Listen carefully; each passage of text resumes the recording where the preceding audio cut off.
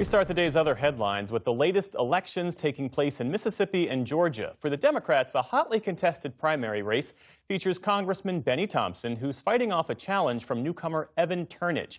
The 78-year-old Thompson is widely expected to prevail against the 34-year-old Turnage, who's taken jabs at Thompson's age.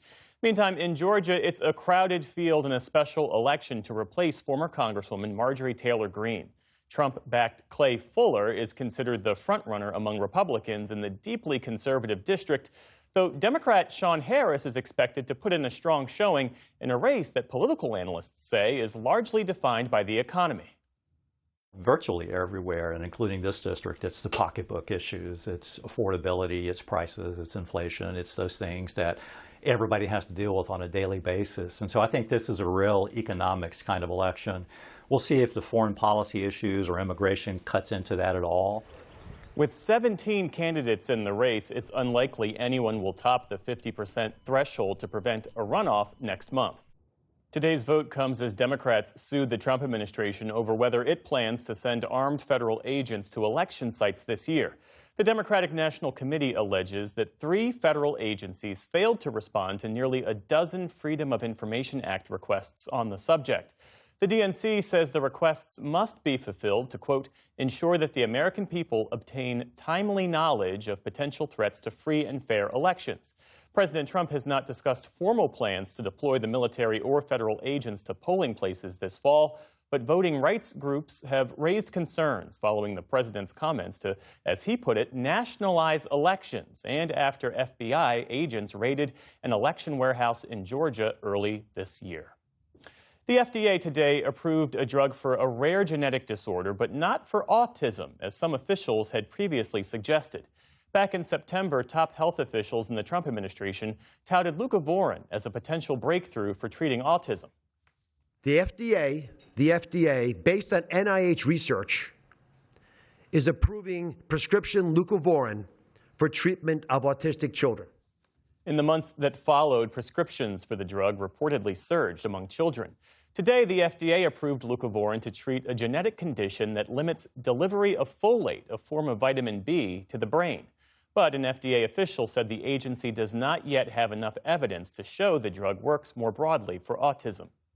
Alabama's governor has commuted the death sentence of a 75-year-old inmate just days before he was scheduled to die by nitrogen gas.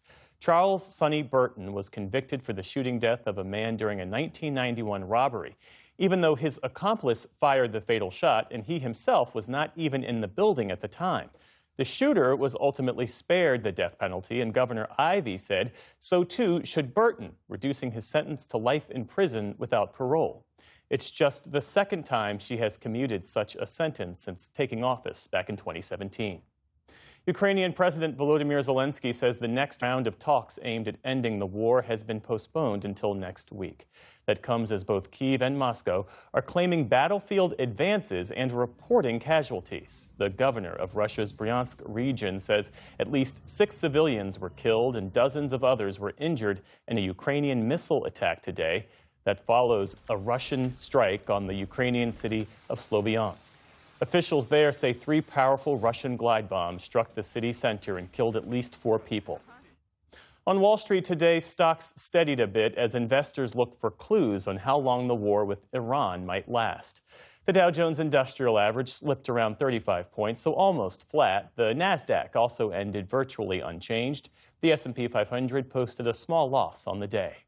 And a bit of spring is blooming in one of the most unlikely of places. Death Valley National Park is enjoying its most spectacular super bloom in a decade. That's according to the National Park Service, which says that steady rains last fall helped turn one of the hottest and driest places on Earth into a bed of vibrant colors. But the super bloom won't last long. Officials say the wildflowers in lower elevations could be gone by later this month, while those higher up are set to blossom through June. Still to come on the NewsHour, attacks in Toronto and New York City highlight rising security threats in the wake of the war with Iran. And the electrical grid struggles to meet increasing demand from data centers.